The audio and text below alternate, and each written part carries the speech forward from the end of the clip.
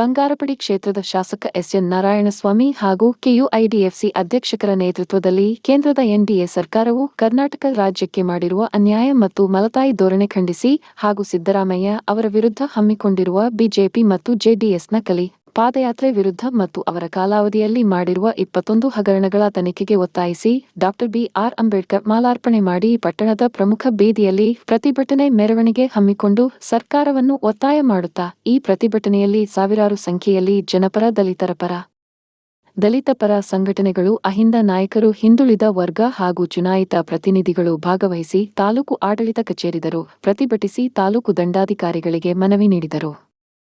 ಶಾಸಕ ಎಸ್ಎನ್ ನಾರಾಯಣಸ್ವಾಮಿ ಮಾತನಾಡಿ, 2020-21ನೇ ಬಿಎಸ್ ಯಡಿಯೂರಪ್ಪ ಮುಖ್ಯಮಂತ್ರಿಯಾಗಿದ್ದಾಗ ಅಂದಿನ ಸಚಿವರಾದ ಬಸವರಾಜ ಬೊಮ್ಮಾಯಿ ಸುಮಾರು 47.16 ಕೊಟ್ಟಿರುವ ಹಗರಣ ಮಾಡಿದ್ದು, ದೇವರಾಜು ಅರಸ್ ಟ್ರಕ್ ಟರ್ಮಿನಲ್ನಲ್ಲಿ 2021ರಿಂದ 2023ರವರೆಗೆ ಮುಖ್ಯಮಂತ್ರಿ ಬಸವರಾಜು ಬೊಮ್ಮಾಯಿ ಅವಧಿಯಲ್ಲಿ ಸಚಿವರಾಗಿದ್ದ ಬಿ. ಶ್ರೀರಾಮುಲು ಅವರು 50 ಕೋಟಿಗೂ ಹೆಚ್ಚು ಹಣ ಲೂಟಿ ಮಾಡಿದ್ದಾರೆ.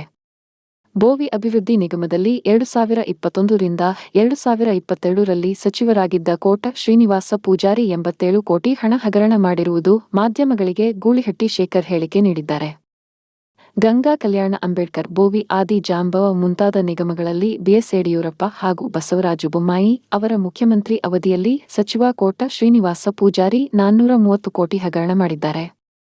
ಪ್ರವಾಸೋದ್ಯಮ ಇಲಾಖೆ ಸಚಿವರಾಗಿದ್ದಾಗ ಪಿಸಿ ಯೋಗೇಶ್ 2.47 ಕೋಟಿ ಹಗರಣ ಮಾಡಿದ್ದಾರೆ. ಕೋವಿಡ್ ಬಿಜೆಪಿ ಅವಧಿಯಲ್ಲಿ ಸಚಿವರಾಗಿದ್ದ ಕೆ. ಸುಧಾಕರ್, ಶ್ರೀರಾಮುಲು ಇತರೆ ಮಂತ್ರಿಗಳು 40,000 ಕೋಟಿ ಹಗರಣ ನಡೆದಿದೆ ಎಂದು ಪಕ್ಷದ ಶಾಸಕರಾದ ಬಸವನಗೌಡ ಪಾಟೀಲ್ ಯತ್ನಾಳ್ ಅವರು ಆರೋಪಿಸಿದ್ದಾರೆ.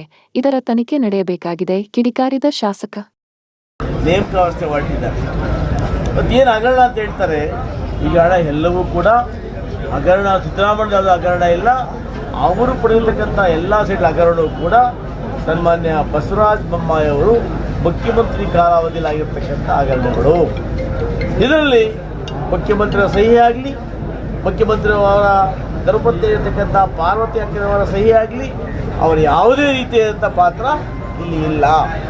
ಕೇವಲ ರಾಜಕೀಯ ದುರುದ್ದೇಶ.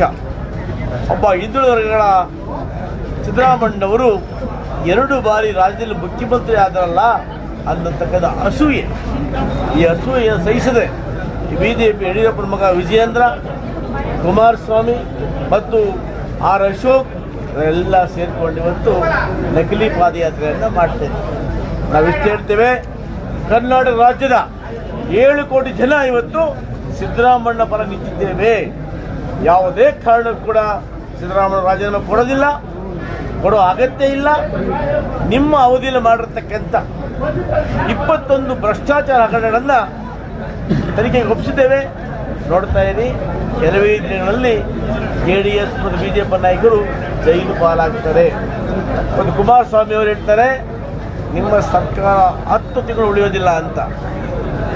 ಕುಮಾರಣ್ಣ, ಅದು ಕೇವಲ ನಿಮ್ಮ ಭ್ರಮೆ.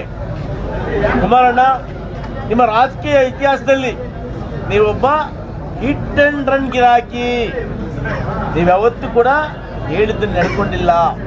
ಎಲ್ಲ ಕಾಲಾವಧಿಯಲ್ಲೂ ಕೂಡ ಅಧಿಕಾರಕ್ಕೋಸ್ಕರ ಸೇರ್ಕೊಳ್ತೀನಿ, ಅಧಿಕಾರ ಆದಮೇಲೆ ನನಗೇನು ಈ ದ್ರಾಕ್ಷಿ ಅಂದಿಲ್ಲ ಅಂತೇಳಿ ನೀವು ಉಳಿ ಅಂತೇಳಿ ನೆಪ ಆಗ್ತೀವಿ. ನಿಮ್ಮ ಜೀವನ ಚರಿತ್ರೆ ಎಲ್ಲರಿಗೂ ಗೊತ್ತಿದೆ. ಕುಮಾರಣ್ಣ, ಇವತ್ತು ನೀವೇನು ನಿಮ್ಮ ತಂದೆಯವರು ಹೇಳ್ತಾ ಇದ್ದಾರೆ, ದೇವೇಗೌಡರು ಬಿಜೆಪಿಯವರ ಮನೆ ಬಾಗಿಲಿಗೆ ನನ್ನ ಹೆಣ ಹೋಗಬಾರ್ದು ಅಂತೇಳಿ ದೂರವಾದ ದೇವೇಗೌಡರು ಇವತ್ತು ಬಿಜೆಪಿ ಒಟ್ಟಿಗೆ, ಮೋದಿ ಒಟ್ಟಿಗೆ ಬಾಯಿ ಮಾಡ್ತಾರೆ. ಇದನ್ನು ಜನ ಯಾರು ನೋಡ್ತಾ ಇಲ್ಲ, ಜನ ನೋಡ್ತಾ ಇದ್ದಾರೆ. ನಿಮ್ಮ ಬಾಯಿ ಇದರ ಅರ್ಥ ಏನು ಅಂತ ನೋಡ್ತಾ ಇದ್ದಾರೆ.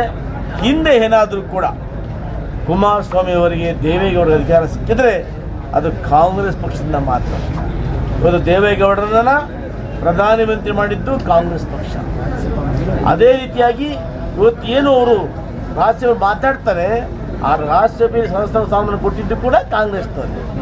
ಇವೆಲ್ಲವನ್ನು ಮರ್ತಂತ ಗೌರವಾಯುತ ದೇವೇಗೌಡರು, ನಮ್ಮ ಕುಮಾರಣ್ಣ ಇವತ್ತು ಏನೋ ಚಾಯ್ ಹೊಟ್ಟಿದ್ದೀರಿ.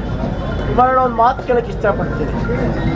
ನಿಮ್ಮ ಆಸ್ತಿ ಹಿಂದೆ ಎಷ್ಟಿತ್ತು? ನೀವು ಫಿಲಮ್ ಡಿಸ್ಟ್ರಿಬ್ಯೂಟರ್ ಆಗಿದ್ದಾಗ ನಿಮ್ಮ ಆಸ್ತಿ ಎಷ್ಟು? ಇವತ್ತಿನ ಸಾವಿರಾರು ಎಕರೆ ಕೋಟ್ಯಾಂತರ ಹಣ ಲವ್ಲು ಮಾಲ್ ಮುಂತಾದವುಗಳು ಎಲ್ಲಿಂದ ಬಂತು ಕುಮಾರಣ್ಣ? ನೀವೇನು ಹಾಸನದಲ್ಲೋ ಅಥವಾ ಏನು ತೋಟ ಮಾಡಿದಿರಲ್ಲ, ಅಲ್ಲಿ ಆಲೂಗಡ್ಡೆ ಬೆಳೆದು ಟಮಾಟ ಬೆಳೆದು ಸಂಪಾದನೆ ಮಾಡಿದ್ದ ಕುಮಾರಣ್ಣ? ನಿಮ್ಮ ಮಾತುಗಳನ್ನು ಯಾರೋ ಕೆಲವು ನಿಮ್ಮವ್ರು ನಂಬೋದು, ಜನ ನಂಬೋದಿಲ್ಲ. ಇವತ್ತು ನಾವೆಲ್ಲ ಕೂಡ ಗಟ್ಟಿಯಾಗಿ ಸಿದ್ದರಾಮಯ್ಯ ಪರ ಇದ್ದೇವೆ. ಯಾವುದೇ ಕಾರಣಕ್ಕೂ ಕೂಡ ಸಿದ್ದರಾಮಯ್ಯ ರಾಜೀನಾಮೆ ಕೊಡೋಕ್ಕೆ ಬಿಡೋದಿಲ್ಲ. ನಿಮ್ಮ ಷಡ್ಯಂತ್ರಕ್ಕೆ ಬಲಿಯಾಗೋದಿಲ್ಲ. ನಾವಿದ್ದು ಸರ್ಕಾರದ ರೈತರ ಪರವಾಗಿ, ಬಡವರ ಪರವಾಗಿ, ದಲಿತರ ಪರವಾಗಿ, ಎಲ್ಲ ಸಮುದಾಯದ ಪರವಾಗಿ ನಾವು ಅಧಿಕಾರವನ್ನು ಕೊಟ್ಟು ಜನದ ಪ್ರಶಂಸೆಯನ್ನು ಪಡೆಯುತ್ತೇವೆ.